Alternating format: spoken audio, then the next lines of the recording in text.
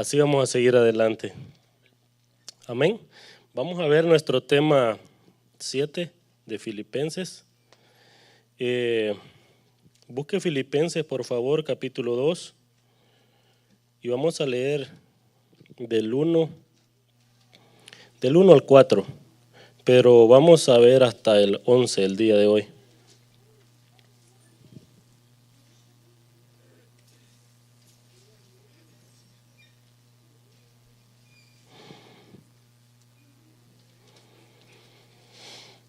Gloria a Dios. El tema de hoy, hermano, en lo personal, me ha tocado mucho. El tema se llama la humildad de Cristo y yo espero que el Señor pueda tocar su vida también.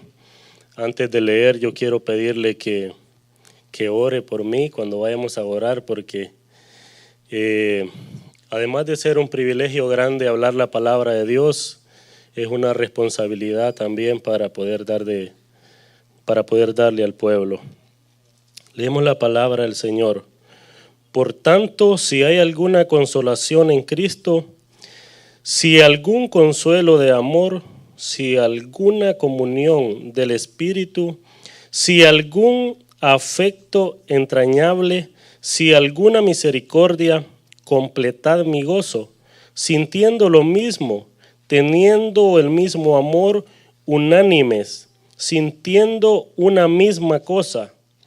El 3, nada hagáis por contienda o por vanagloria, antes bien con humildad, estimando cada uno a los demás como superiores a él mismo, no mirando cada uno por lo suyo propio, sino cada cual también por lo de los otros. Amén. Te damos gracias, Señor, en esta hora que nos has permitido, Señor, estar en este templo, Señor. Como siempre, Dios, dedicamos este tiempo para venir a adorar tu nombre, Señor, escuchar tu palabra. Muchas gracias, Padre, por este tiempo. Pero, Señor, a ti te ha placido, Señor, depositar tu palabra perfecta, Señor, en vasos de barro, Señor, frágiles, sucios, pero que con tu presencia, Señor, pueden ser usados, Dios. Con tu espíritu pueden ser usados para tu honra y para tu gloria, Señor. Háblanos en esta hora, Señor, y que tu nombre sea glorificado, Señor, en tu palabra, Señor, y en nuestras vidas. En tu nombre, Señor Jesús. Gracias. Amén. El tema se llama la humildad de Cristo y vamos a hacer un contraste, hermano, del 1 al 4 con nuestras vidas y del 5 al 11 de lo que Jesús, el ejemplo de Jesús. Dice la palabra ahí, por tanto. Esto está relacionado porque Pablo ha dicho algo anteriormente. Esto viene en el contexto de lo que Pablo ha hablado. Él ha dado un discurso y después de él haber escrito, lo que escribió para el pueblo, él dice, por tanto, yo quiero que pongan atención a lo que yo voy a decir. Y Pablo sigue diciendo, ahí dice, si hay alguna cosa en Cristo. Y déjeme decirle que en lo personal, cuando yo leía esto y decía, si hay alguna consolación, si hay, y a mí no me encajaba, de verdad se lo digo, no me encajaba esto, pero leyendo me doy cuenta de que en el original no dice así, porque si nosotros leemos si hay, es como duda, como que si hubiera, como por si acaso. Pero si sí, en el original se lee ya que hay, es algo afirmativo y nosotros lo podemos ver en todo el contexto de la Biblia, podemos ver de que sí hay una consolación en Cristo. ¿Está de acuerdo conmigo?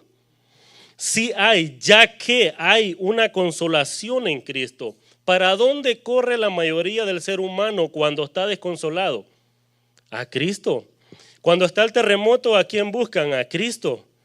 Cuando está la enfermedad, ¿a quién busca el ser humano por naturaleza? A Cristo, a Dios.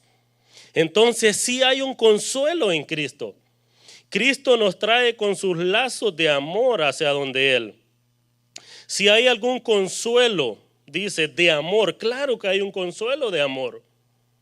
Muchos hombres, muchas mujeres fueron creados o criados bajo un régimen muy fuerte de que nunca recibieron amor, siempre fueron golpes, siempre fueron maltratos, siempre fue decirle que no vales nada. Y cuando vienen a los pies de Cristo, se dan cuenta de que hay un amor, se dan cuenta que hay una paternidad de que el Señor Jesús tiene para nosotros. Yo creo que nos podemos identificar con esta palabra, porque muchos veníamos vacíos. Muchos no queríamos quizás ni saber de la vida, pero sabemos de que sí hay un amor que tiene Jesús para con nosotros. Y esto lo vamos a dividir en dos partes en este momento. Lo vamos a dividir en lo interior y en lo exterior. Lo interior es lo que el Señor ha brindado para nuestras vidas, lo que nosotros tenemos dentro. El amor, el consuelo, eso está dentro de nosotros. Dice, ya que hay una comunión del Espíritu. Sabemos que es el Espíritu Santo. Él está dentro de nosotros. Y yo escuchaba algo bien bonito de que el Espíritu Santo está dentro de nosotros. Nosotros somos un edificio que Él está dentro de nosotros y Él es como las varillas, como el cimiento dentro de nosotros que mantiene este edificio fuerte, que lo mantiene bien. El Espíritu Santo dice la comunión, koinonía. El Espíritu Santo está dentro de nosotros. Claro que sabemos. Él nos ha regenerado. Él nos ha hecho nuevas criaturas. Nosotros éramos personas malas, muy malas. Pero Él ha hecho una obra grande en la vida de nosotros. Entonces Él está dentro de nosotros y de cierta manera Él ya ha adornado lo que está dentro de nosotros. ¿Qué es lo que hay que hacer ahora? Hacer relucir externamente lo que Él ha hecho dentro de nuestras vidas. Y eso es lo que vamos a ver ahora en los versículos que vienen. ¿Por qué? Porque el Señor dice, yo ya hice mi trabajo, yo ya he dado al Espíritu Santo, yo ya he dado mi gozo, yo ya he dado afecto y yo necesito ahora de que ustedes hagan la parte que les corresponde. O sea, que ustedes sean la luz de este mundo. Mire lo que dice Juan 17, 20 y 22.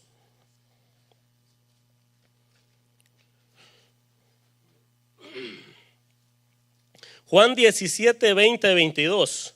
Mas no ruego solamente por estos, o sea, por los 12, sino también por los que han de creer en mí por la palabra de ellos. Esos somos nosotros. Para que todos sean uno, oiga, para que todos nosotros seamos uno como tú, oh Padre, en mí y yo en ti.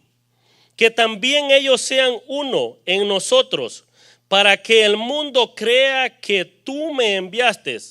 La gloria que me diste yo les he dado para que sean uno así como nosotros. Un gran ejemplo, hermano. El Hijo, el Padre, uno solo. Y Jesús siempre encendiendo las luces de una forma maravillosa, siempre sobre el Padre. Amén. Entonces, viendo ahora nosotros esto, de que Él ya ha dado esto para nuestras vidas, nosotros vamos a proseguir al siguiente versículo, que es el 2:2, que dice Pablo, completad mi gozo, sintiendo lo mismo, teniendo el mismo amor, unánimes, sintiendo una misma cosa. ¿De qué estamos hablando? De humildad. Pero hay algo acá que dice Pablo, completad mi gozo. Yo sé que le hemos dado duro, he hablado mucho acerca de que Pablo, el gozo de él es inquebrantable, de que hasta los momentos que habíamos hablado, él no perdía el gozo por nada. Pero sí hay una cosa de que en cierta forma lo pone triste a él. ¿Y cuál es? De que el pueblo de Dios esté desunido. Usted se recordará que yo he mencionado a dos mujeres que estaban peleadas, a dos hermanas, Evodia y Síntique. Estaban peleadas. Y estudiando yo, no era, el trasfondo no es tan grande que se diga. Pero en sí Pablo tiene que llamar la atención porque eso pequeño se puede hacer grande. Entonces, el diablo trabaja ¿para qué? Para que no haya unidad, pero el Espíritu Santo ha dado unidad. Y una pelea pequeña es la que puede hacer que una iglesia entera se pueda dividir y que el nombre de Jesús sea blasfemado. Entonces él dice, completad mi gozo. ¿Cómo, Pablo, nosotros vamos a completar tu gozo? Sintiendo lo mismo, teniendo el mismo amor, unánimes, sintiendo una misma cosa. El gozo de Pablo estaba conectado con la unidad de los creyentes. Al él saber que los creyentes estaban siguiendo a Jesús, unánimes, dice la palabra en los Hechos que al principio ellos compartían el pan, ellos permanecían unidos todos los días, dándole la gloria a Dios, de tal forma de que dice que vendían sus bienes y si a alguien le faltaba algo, ellos se lo daban. Ahí se cumplía, ¿el qué? El amor, el gozo, la unidad, la humildad. ¿Por qué? Porque yo no tiro para la derecha y mi hermano para la izquierda. Todos estamos de cierta forma unidos. Amén. Mire el contraste que vamos a ver en esta hora. ¿Por qué? Yo me estaba preguntando por qué no fue primero el ejemplo de Jesús para nosotros después decir, pero ahora que vemos el ejemplo de Jesús, ahora hablemos de esto. Pero primero está que nosotros debemos de poner el ejemplo. ¿Pero por qué? Porque el Espíritu Santo ya está dentro de nosotros. Él es el que nos puede ayudar ¿a qué? A sentir lo mismo. Cuando venimos a la casa de Dios. Apoyarnos. ¿Para qué? Para que el nombre de Dios sea glorificado. Sabe de que este sentir no es opcional. Debemos pensar lo mismo. No se equivoque porque estoy hablando en lo espiritual, no de que usted y yo debemos de pensar lo mismo en lo secular, no. Debemos de pensar lo mismo cuando venimos a la casa de Dios. ¿Cuál? El mismo propósito de adorar a Dios.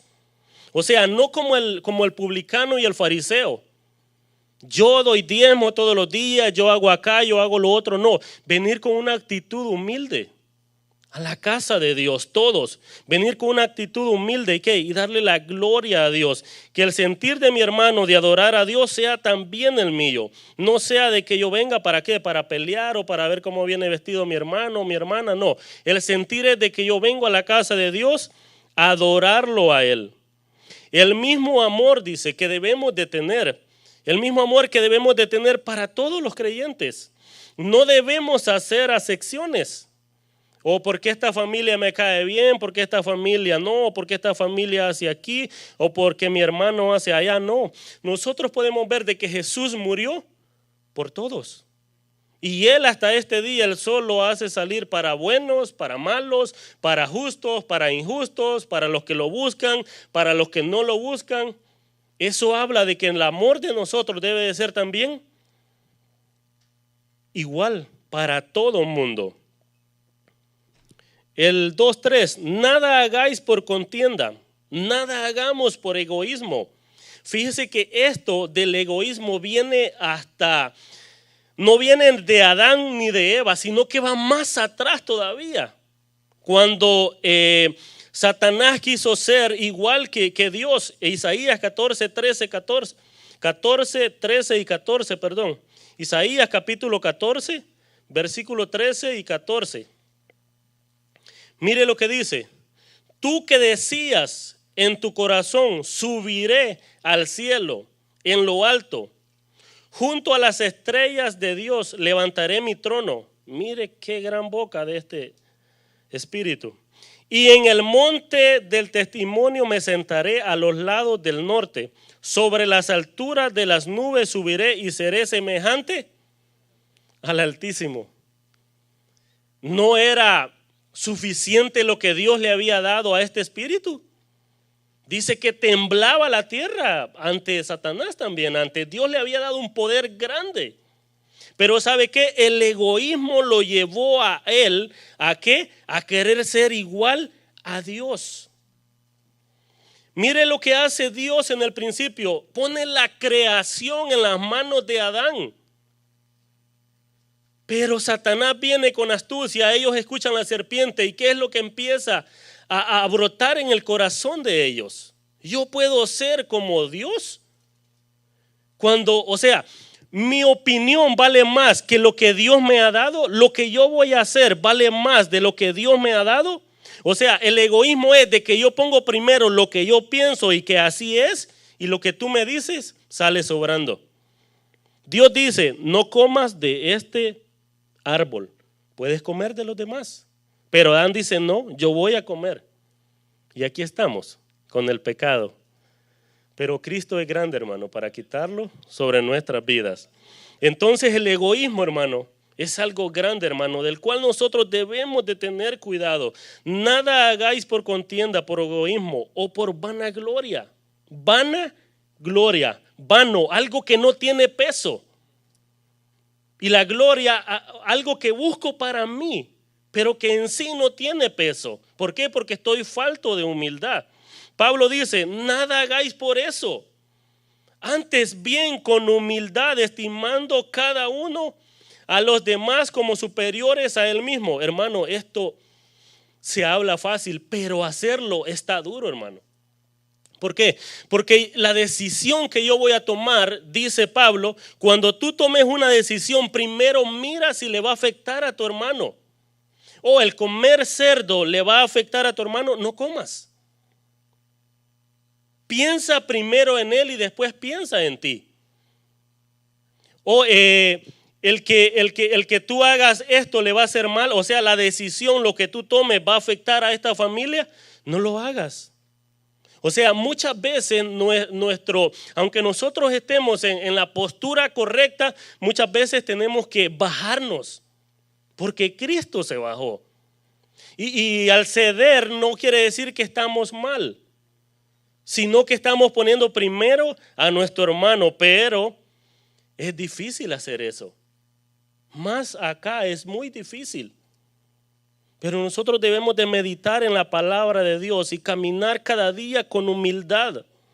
Nada hagamos por egoísmo o por ambición.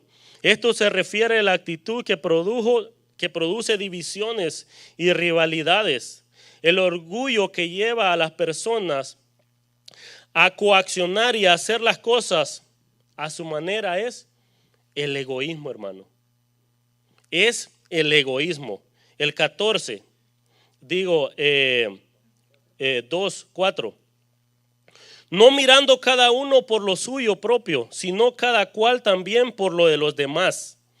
Y yo estaba escuchando algo que un misionero pudo ver en vida real, de que él estaba en los países lejos y él estaba descansando y de repente ve que entre medio de dos cerros, de dos cordilleras, empieza una cabra a caminar.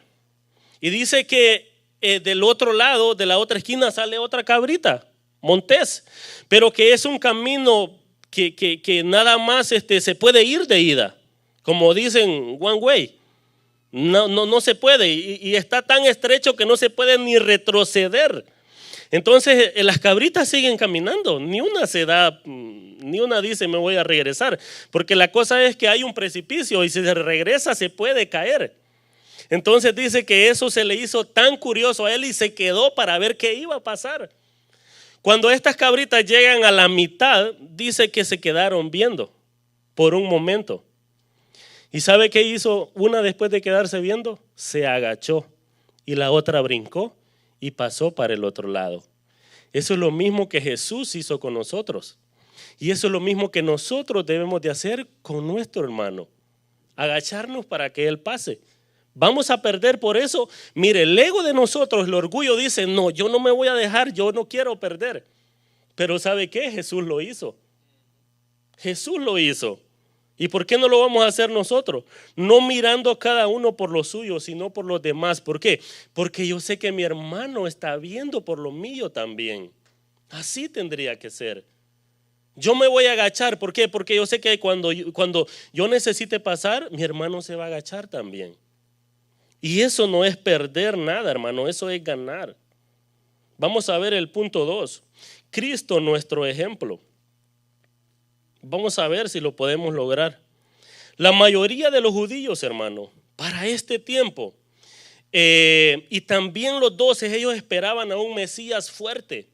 Ellos esperaban a una persona que viniera a conquistar Roma, que viniera a conquistar el mundo de ser posible, para liberarlos a ellos y ellos poder gozar de ciertos privilegios que ellos no gozaban, porque estaban oprimidos hasta cierta manera. Pero la verdad es que Cristo no vino de esa manera. La verdad es que Jesús no vino de esa manera. Veremos cómo Cristo empieza a descender, hermano. Desde allá arriba, Cristo empieza a descender de tal manera, hermano, que Él es tan majestuoso y viene hasta lo más vil. ¿Y sabe por qué? Por usted y por mí. Y por todos los que Él murió. El 2:5. Haya pues en vosotros este sentir que hubo también en Cristo. Esto contrasta con lo que hemos leído allá arriba, con el 12, leámoslo. Contrasta con lo del 1 al 4. Por tanto, si hay del 2 en delante, completad mi gozo, sintiendo lo mismo, teniendo el mismo amor, unánimes, o sea, una actitud. ¿Qué es lo que tiene Jesús? Una actitud. Haya pues en vosotros este sentir. ¿Qué sentir fue el que hubo en Jesús? Jesús lo tenía todo y lo tiene todo. Jesús lo tenía y aún lo tiene todo. ¿Por qué? Y aún yo podría decir de que tiene más. ¿Por qué? Porque hoy es Dios hombre. Antes era solo Dios, hoy es Dios y también es Dios hombre. Es grande. Él nos vino a enseñar el qué. Que en Él hubo una actitud de qué. De que no estimó el ser igual a Dios como cosa a que aferrarse. La primera parte que podemos ver de que cómo Él viene descendiendo. Desde su posición exaltada como Dios, el primer paso de descender fue no estimar el ser como Dios. No, Jesús empieza de allá arriba, hermano. Nosotros empezamos de abajo. Nosotros empezamos de cero para humillarnos, pero Jesús no. Y yo me preguntaba cuando yo estaba estudiando, ¿pero por qué? ¿Quién va a hacer eso? Lo hizo Moisés, pero de la manera que Jesús lo hizo, hermano. Él tiene todo y él no consideró el ser igual a Dios. Él no consideró el tener el poder como para poder quizás llevarnos de una vez allá arriba. Porque Él tiene el poder, no. Él dice no. Desde antes de la fundación del mundo, Él ya estaba preparado ¿para qué? Para despojarse. ¿Y sabe qué es lo lindo de esto? De que Él se despoja. Él hace una... ¿cómo se llama? Un acto despojo. A Él no lo obliga a nadie. Él lo hace de su voluntad, de su gracia. Y a nosotros, ¿cómo nos cuesta, hermano, despojarnos de cosas? Sí, nos cuesta. Yo empezaba a meditar, Señor, ¿y de qué es lo que me cuesta a mí? ¿De qué es lo que me cuesta? Porque esto le hace un examen a uno. O sea, es un espejo. Y como la palabra de Dios le habla a uno, no empieza a meditar y empieza a meditar. Y entonces, si Jesús lo hizo, ¿lo puedo hacer yo? O sea, ¿puedo poner a mi hermano en primer plano o en segundo plano? Jesús nos puso a nosotros, hermano, en primero. A Él no le importó ser igual a Dios. Durante su ministerio terrenal, Jesús nunca negó ni desestimó su deidad, nunca. Él fue claro en reconocer su unión y dependencia del Padre, aunque Él era como Dios. O sea, Él se sometió a Dios, dándonos una lección de ¿qué? De sometimiento, ¿de qué? De que Él dice en Juan 10:30, yo y el Padre uno somos. Y Jesús muchas veces dijo, lo que yo hago es porque el Padre así me lo ha dicho que yo haga. Jesús no se aferró a decir, si yo soy igual que Dios, yo no le pido permiso, yo puedo hacer lo que yo quiera. No, Él se sometió con humildad. Él vino a la tierra. Fíjese que con todo nunca Él usó de su poder y su autoridad para hacer cosas en la tierra. Él se sometió como un ser humano para obedecer a María, a José, quizás para que le dieran sus golpes sus hermanos. Ve que los hermanos que somos más grandes pasa el chiquito y le damos a veces su toque. Se sometió, o sea, quizás lo trataban mal y él no usó esa autoridad, de ese poder. Él no usó como para decir, me golpeaste, pues ahora que te caiga algo en la cabeza, porque él solo podía decirlo y le podía pasar. Pero no, a eso él se negó, aunque estaba dentro de él.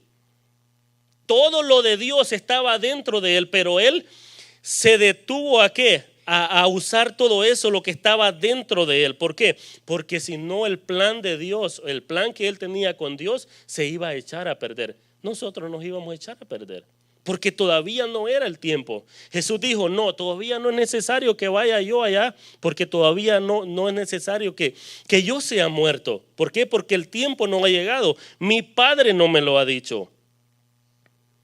¿Sabe que él tenía todos los derechos y los privilegios como hijo? Para su propio provecho.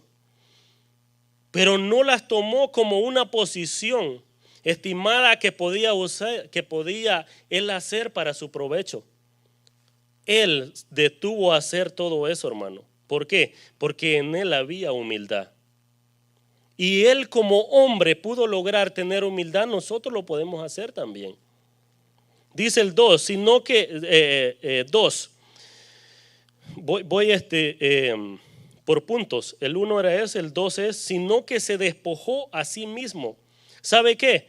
Jesús no fue despedido del cielo.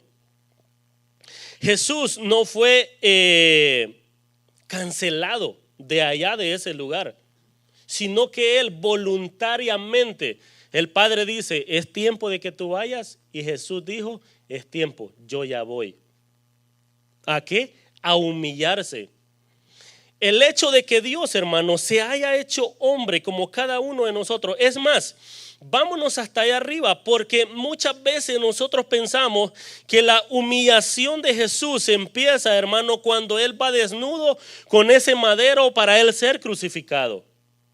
Y no, el hecho de que Jesús está sentado en su trono y que él se empiece a despojar de la gloria que él recibe cada día, hermano, eso es grande. Para venir a la tierra a ser maltratado, para venir a la tierra a nacer como un pecador de nosotros, eso no es poca cosa. Eso es algo grande que nosotros como cristianos tenemos que admirar. ¿Por qué? Porque a él no le importó que el ser igual a nosotros, pero él viene con el único propósito de ¿qué? De glorificar a Dios. Y él dice, bueno, los pecadores no pueden venir a este lugar, yo voy a tener que ir, pues yo voy. Y no importa lo que pueda pasar, yo lo voy a hacer. ¿Por qué? Porque yo te obedezco a ti, Padre. Y yo lo quiero hacer de mi voluntad. ¿Por qué? Porque él tenía un amor grande para con nosotros y lo sigue teniendo. Aunque él era plenamente Dios, se despojó de sus privilegios voluntariamente. Se negó a hacer valer cualquier derecho divino para su provecho personal. Faraón fue humillado, hermano. David fue humillado. Jonás fue humillado. Jesús se humilló él solo. Nadie lo humilló. Él solito. Él dijo cuando estaba frente al rey, la vida yo la pongo porque yo quiero. Nadie me la quita. Yo tengo el poder para darla y para quitarla. O sea, él es Dios. Y guardaba silencio. ¿Cuántos de nosotros guardamos silencio cuando nos preguntan algo o para nuestra defensiva? Debemos de aprender de Jesús, hermano. Y la humildad de Jesús es tan grande de que él hablaba cuando era necesario. Y cuando él tenía que callar, él callaba. Y se maravillaban los reyes de eso. Porque él estaba en completa humildad. Se despojó de la autoridad divina que podía ejercer con independencia. O sea, Él lo podía hacer sin necesidad del Padre, sin necesidad del Espíritu Santo. Por favor, entiéndame en el contexto que lo estoy hablando. No estoy hablando de un Jesús rebelde. Mire lo que pasó en Mateo 26, 39 al 40. Voy a leer el primero yo porque después dice lo demás. Yendo un poco adelante, se postró sobre su rostro, orando y diciendo: Padre mío, si es posible, pase de mí esta copa, pero no sea como yo quiero, sino como tú. Mateo 26, 39 al 40. Jesús lo repite 3 veces, hermano. Va y ora la primera vez y Él expresa estas palabras al Padre. Padre mío, si es posible, pasa de mí esta copa. Qué sometimiento de Jesús. Qué obediencia de Él para con el Padre, hermano. Si él estaba sintiendo unas horas antes todo ese peso que iba a venir sobre él, todo ese peso de maltrato que él iba a venir sobre él, él lo estaba sintiendo de una forma tan grande, hermano, que su cuerpo empezó a llorar como gotas de sangre, como gotas de sangre. Su cuerpo en la humanidad, él empezó a sentir todo el maltrato que venía sobre él. Y entonces, aquí podemos ver cómo Dios, cómo Jesús, Él se niega, hermano, a ciertos privilegios de que Él los podía hacer. Porque en el momento que lo estaban golpeando, Él podía decir: Padre, manda tantos ángeles, y podían llegar para que lo defendieran a Él. Pero Él se sometía en todo al Padre. ¿Para qué? Para que el Padre sea glorificado. Y lo lindo de todo esto es para que nosotros pudiésemos estar en este lugar, para que nosotros pudiésemos tener entrada al Padre. Hermanos, antes nadie podría hablar con Dios así como nosotros hablamos hoy con nuestro Padre. Era un sacerdote que abogaba por nosotros. El velo fue roto y nosotros podemos entrar con libertad para adorar a Dios, como cantábamos en el canto. Nosotros podemos venir ante Él con libertad y expresar lo que nosotros tenemos. Y eso es bonito, hermano. ¿Y sabe cómo se logró eso? Que Jesús se tenía que despojar de todo, venir a la tierra y ser muerto de una manera cruel. Crucificado, hermano. Algo que se daba nada más a la gente mala, eso era apartado nada más para gente que sí lo merecía. Miren, el 3 dice: tomando la forma de siervo. Yo voy tomando ahí frases nada más. Muchos pensamos que la humildad de Cristo empezó cuando iba a ser crucificado. Hermanos, no fue así. Lo voy a repetir nuevamente. Jesús, estando en su trono, sentado a la diestra del Padre, se humilló de tal manera para venir a la tierra que no había ni una cama donde Él podía nacer. No había ni un hogar, una casa disponible donde Él podía nacer.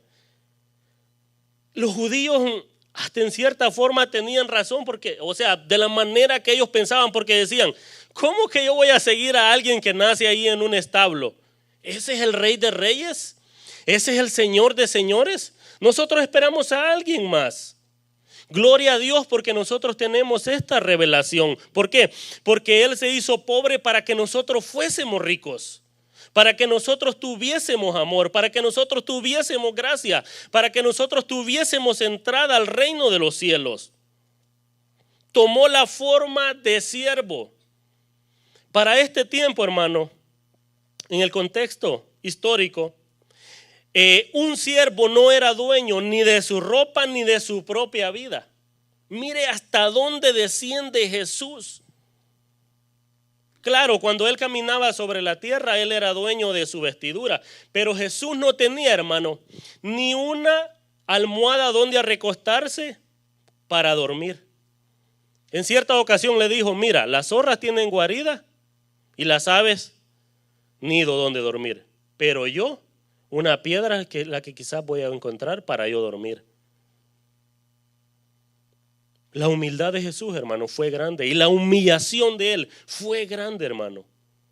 Para que nosotros también seamos humildes y podamos caminar en la tierra, hermano, como hijos de Dios, como cristianos, como hombres, y nosotros podamos valorar, hermano, el sacrificio que Jesús hizo en la cruz, el sacrificio que Él hace no solamente en esa cruz, sino de venir a la tierra, hermano, y ¿sabe qué? Ser maltratado por cada uno de nosotros. ¿Usted cree que dice que fue hecho semejante a los hombres, semejante a un pecador?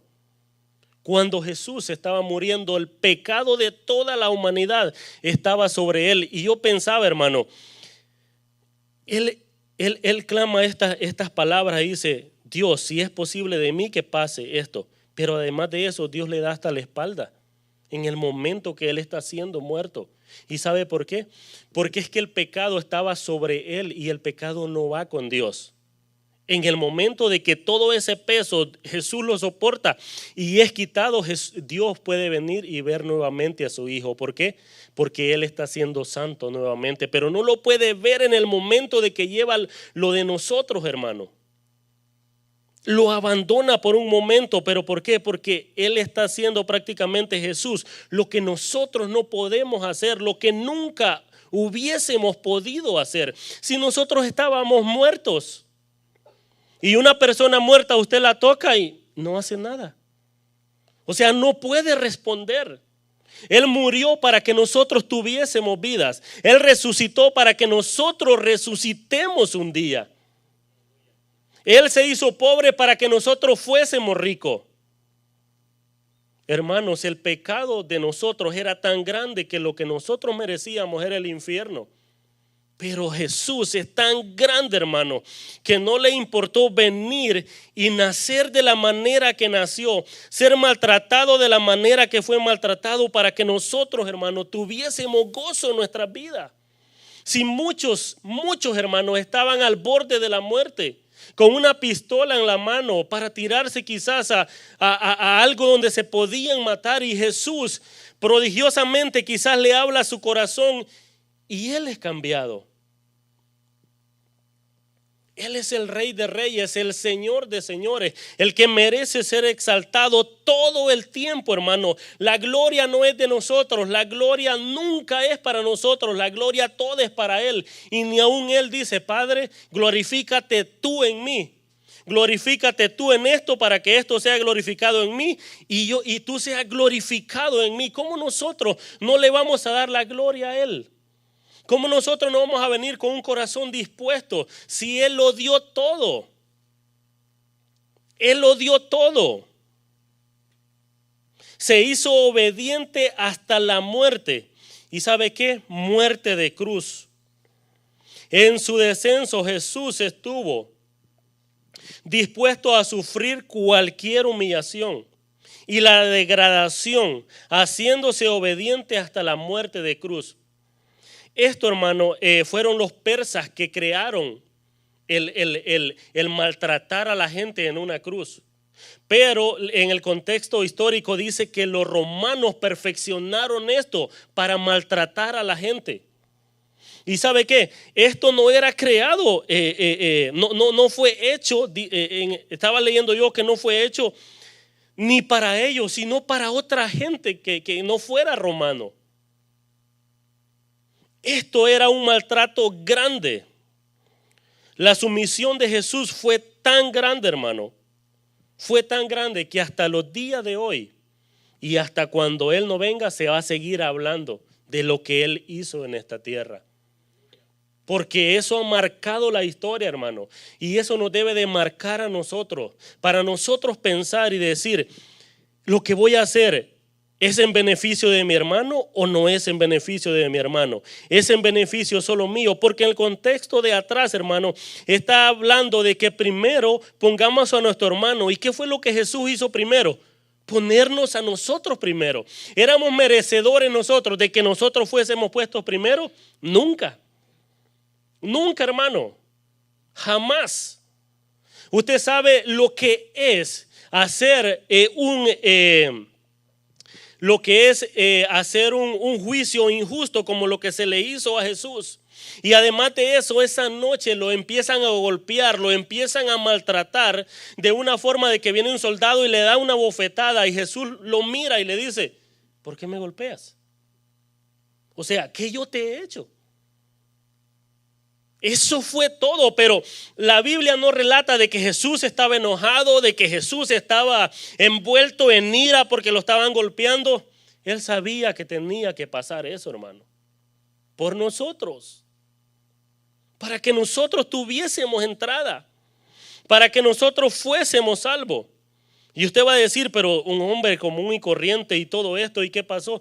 Hermano, el diablo viene muchas veces y nos quiere meter duda. Creámoslo, hermano. Dice en el libro de Juan que nadie viene al Padre si no es por Él. O sea, no es por lo que yo pueda creer, es por lo que Jesús hizo, es a través de la vida de Jesús. No hay otro medio, no hay otro canal, es Él, es Jesús.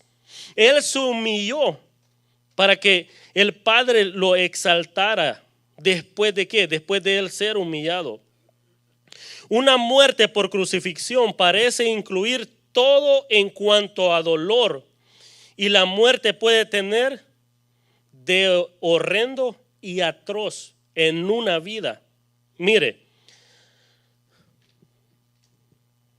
lo que pasa en una muerte. Así, es algo de que voy a decir, pero quizás no es todo completamente. Yo anoté algunas pocas. Sufren calambres, sed, insomnio, fiebre traumática, vergüenza, tormento prolongado y continuo, expectación pavorosa, mortificación por heridas bien calculadas. Hermano, se empieza a colapsar todo dentro, hermano, a través de una muerte así. Yo no traigo todo, hermano, lo que puede reunir una muerte así, pero yo se lo dejo a la memoria suya, hermano, cómo Jesús sufrió, cómo Él, hermano, estando en la majestad, decide bajar a la tierra por personas que no lo merecen. Prácticamente nosotros no lo merecíamos. Pero el amor de Dios es tan grande, hermano, que lo hace. Él da a su único hijo para que nosotros pudiésemos tener entrada. Cristo vino a esta tierra no teniendo ni un lugar donde nacer. En su caminar no tenía ni dónde recostar su cabeza. Nunca tuvo lujos, ni todo esto fue. Y además de todo esto, Él fue maltratado, abofeteado, azotado, desnudo, y llegar a ser juzgado injustamente y después ser muerto y darle una muerte de la cual lo merecían nada más la gente que era mala. Él fue humillado, o sea, Él se humilló hasta lo más bajo. Por eso no queda, por eso Él fue humillado hasta abajo, hasta lo sumo, hasta yo no sé, hasta lo que usted pueda imaginar, por usted y por mí. Pero ¿sabe cuál es la recompensa de todo eso? En el 9 y 11 de Filipenses 2, 9 y 11. Por lo cual Dios también le exaltó hasta lo sumo y le dio un nombre que es sobre todo nombre, para que en el nombre de Jesús se doble toda rodilla de los que están en los cielos y en la tierra y debajo de la tierra, y toda lengua confiese que Jesucristo es el Señor. Oiga, para gloria de Dios Padre. Hasta lo último, hermano.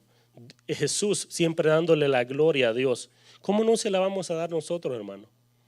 ¿Cómo nosotros no vamos a tratar de ser humildes? Porque ¿sabe qué? Estar en este cuerpo cuesta, hermano. El cuerpo, la carne siempre quiere jalar para el egoísmo, para lo que yo quiero. Hermano, cuando nosotros escuchamos de que alguien ha sido ascendido de un puesto, vienen los pensamientos y dice: ¿y por qué él? ¿Y por qué no fui yo? ¿Y por qué a él le dieron esto? ¿Y por qué a mí no me lo dieron? Esa es la naturaleza pecaminosa. Pero recordemos que dentro de nosotros está el Espíritu Santo. Él ha dado lo que nosotros necesitamos dentro de nuestra vida para nosotros poder triunfar afuera.